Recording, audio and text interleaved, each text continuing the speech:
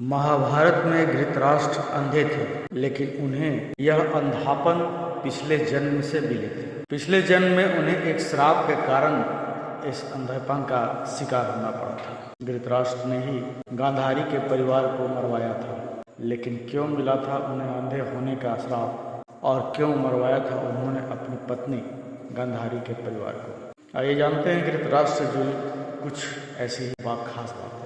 भीम ने धृतराष्ट्र के प्रिय पुत्र दुर्योधन और दुशासन को बड़ी निर्दयता से मार डाला था। इस कारण धृतराष्ट्र भीम को भी मार डालना चाहते थे। जब युद्ध समाप्त हो गया तो श्री कृष्ण के साथ युधिष्ठिर, भीम, अर्जुन, नकुल और सहदेव महाराज धृतराष्ट्र से मिलने पहुंचे। युधिष्ठिर ने धृतराष्ट्र को प्रणाम किया और सभी पांडवों ने अपने अपने नाम लिए प्रणाम किया। श्री कृष्ण महाराज के मन की बात पहले से समझ गए थे कि वे भीम का नाश करना चाहते हैं। धृतराष्ट्र ने भीम को गले लगाने की इच्छा जताई तो श्री कृष्ण ने तुरंत ही भीम के स्थान पर भीम की लोहे की मूर्ति आगे बढ़ा दी। धृतराष्ट्र बहुत शक्तिशाली थे। उन्होंने क्रोध में आकर लोहे से बनी भीम की मूर्ति को अपने दोनों हाथों से दबोच लिया। मूर्ति को तोड़ रहा। मूर्ति तोड़ने की वजह से उनके मुंह से भी खून निकलने लगा और वे जमीन पर गिर गए। कुछ ही देर में उनका क्रोध शांत हुआ तो उन्हें लगा कि भीम मर गया है, तो वे रोने लगे। तब श्री कृष्ण ने महाराज से कहा कि भीम जीवित है। आपने जिसे तोड़ा वह तो भीम के आकार की मूर्ति थी। इस प्रकार श्री कृष्ण ने भीम के प्राण बचा लिए। महाराज शांतनु और सत्यवती के दो पुत्र हुए, विचित्रवीर्य और चित्रांगद। चित्रांगद कम आयु में ही युद्ध में मारे गए।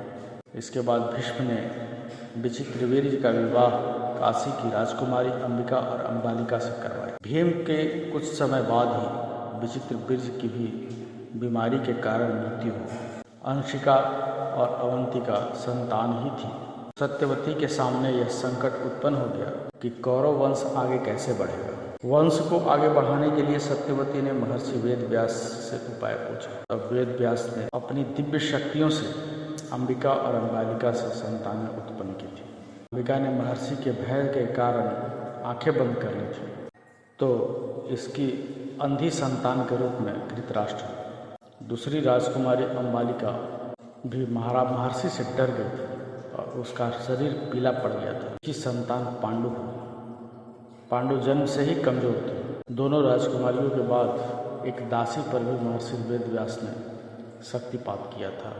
उस दासी से संतान के रूप में महात्मा विदुर उत्पन्न हुए। धृतराष्ट्र अपने पिछले जन्म में एक बहुत दुष्ट राजा था। एक दिन उसने देखा कि नदी में एक हंस अपने बच्चों के साथ आराम से विचरण कर रहा है, तो उसने आदेश दिया हंस की आंख फोड़ दी जाए और उसके बच्चों को मार दिया जाए। इसी वजह से अगले जन्म में वह अंधा पैदा हुआ और उसके पुत्र भी उसी तरह मृत्यु को प्राप्त हुए जैसे उस हंस के। धृतराष्ट्र, पांडु और विदुर के पालन पोषण का भार भीष्म के ऊपर था। तीनों पुत्र बड़े हुए तो उन्हें विद्या अर्जित करने भेजा गया। धृतराष्ट्र बल विद्या में श्रेष्ठ हुए, पांडु धनुर्विद्या में और विदुर धर्म और नीति में पारंगत हुए। तीनों पुत्र युवा हुए तो बड़े पुत्र धृतराष्ट्र को नहीं बल्कि पांडु को राजा बनाया गया, क्योंकि धृतराष्ट्र अंधे थे और विदुर दासी पुत्र थे।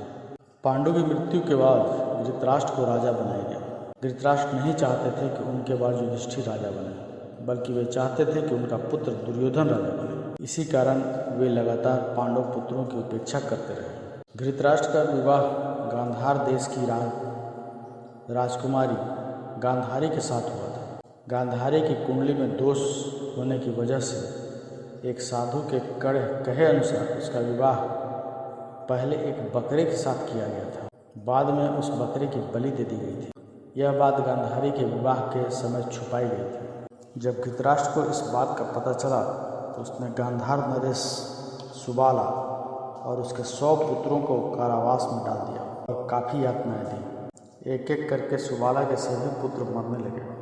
उन्हें खाने के लिए सिर्फ मुट्ठी भर चावल दिए जाते थे। सुबाला ने अपने सबसे छोटे बेटे शकुनी को प्रतिशोध के लिए तैयार किया। सब लोग अपने हिस्से के चावल शकुनी को दे देते थे ताकि वह जीवित रहकर कौरवों का नाश कर सके। मृत्यु से पहले सुबाला ने धृतराष्ट्र से शकुनी को छोड़ने की विनती की तो धृतराष्ट्र ने मान ली। सुबाला ने शकुनी को अपनी रीढ़ की हड्डी के पासे बनाने के लिए कहा और वही पासे कौरव वंश के नाश का कारण बने। शकुनी ने हस्तिनापुर में सबका विश्वास जीता और 100 कौरवों का अभिभावक बना। उसने न केवल दुर्योधन को युधिष्ठिर के खिलाफ भड़काया बल्कि महाभारत के युद्ध का आधार भी बनाया।